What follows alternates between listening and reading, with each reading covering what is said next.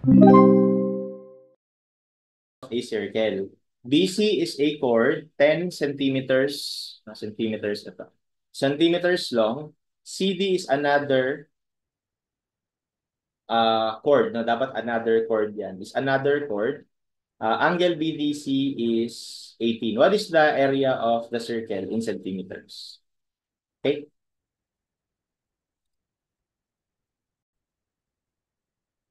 Okay, let's draw the circle.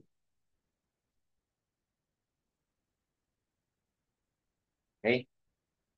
So sabi niya yung AB daw, diameter ng circle. I-drawing natin yung diameter. So, kunwari yun. AB. BC is a chord na 10 centimeter. So we are assuming na ito ay mas maiksing chord, no? So siguro maglagay lang tayo ng kahit anong point. Let's say dito yung C.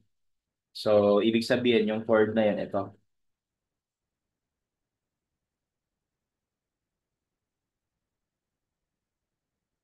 Ayan. Nasa yung chord BC. Tapos, yung CD is another chord. So, CD. No? Kaya lang, kailangan masigurado natin na yung angle BDC ay 18 degrees.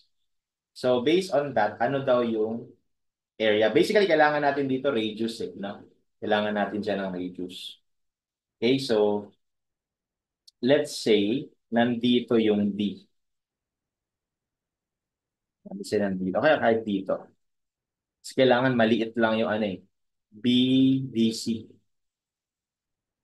Ay, kailangan maliit lang yung BDC.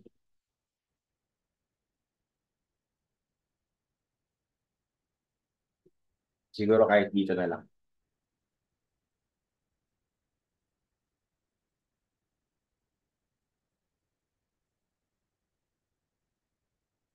Ayan. So, kunwari yan na lang yung yung D. So, yun yung chord CD, no? Kasi ito naman yung BDC. Ito yung angle BDC. Ayan. And this should be 18 degrees.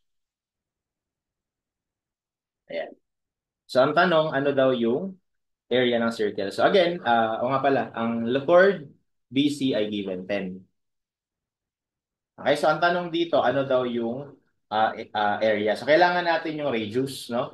So para masagot natin yung radius, we have to find certain uh, siguro triangle, tingnan natin. So kung ang hatiin ko to, di ba radius ito? Radius yan, radius to. Okay?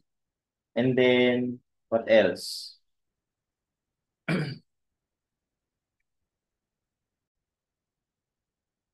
I will draw a line from the center papunta dun sa isang side C. Okay? And another line from here to here. Okay? So here, we have to consider the concept of peripheral angle theorem.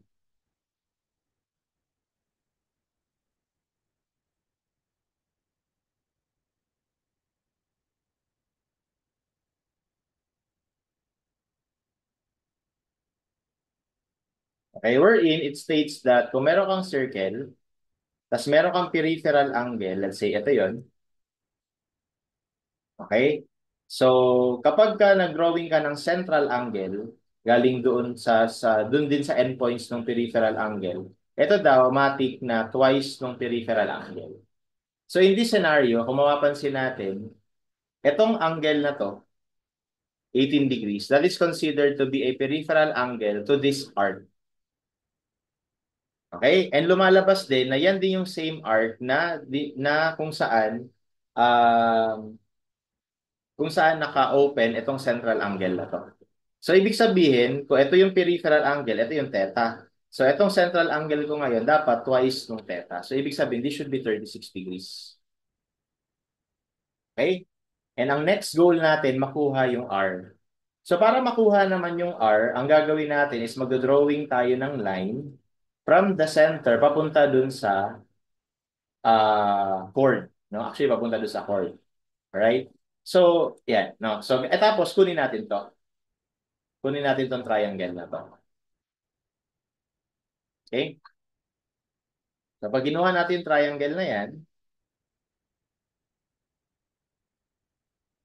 so ito 30 degrees. Ito yung ano, ito yung line na din drawing ko. Okay, ang isa sa mga properties ng ano, ng circle is palagi daw yung chord is kapag perpendicular yung line, ibabisect niya rin yung chord. So actually, ito yung tinatawag natin na perpendicular bisector, itong radius na to. Okay, so ibig sabihin, kung ito ay 10, edi ito ay 5, ito ay 5, tapos ito ay 90. Tapos ito yung R, ito yung R. Tapos yung angle dito, mababisect din. So yung dating 36, mahati na sa 18 tsaka 18. Okay, so ngayon, kapag kinonsider natin itong isang right triangle, di ba marirelate na natin yung 5 tsaka yung R? Dito lumalabas yung R yung hypotenuse, tapos yung 5 yung opposite side ng angle 18. So we can use sine function. Okay, that is 5 over R. And from here, masasolve na natin si R.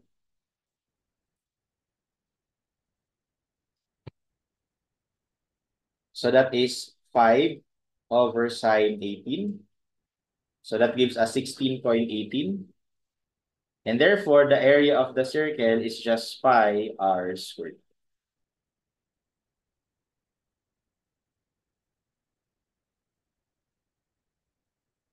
Okay, that gives us 822.48.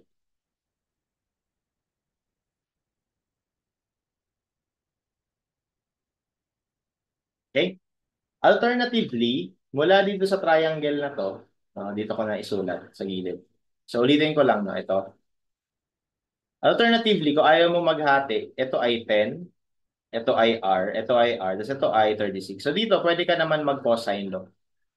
No? So, kung cosine law ang gagawin mo, di 10 squared equals R squared plus R squared minus 2 times R times cosine 36.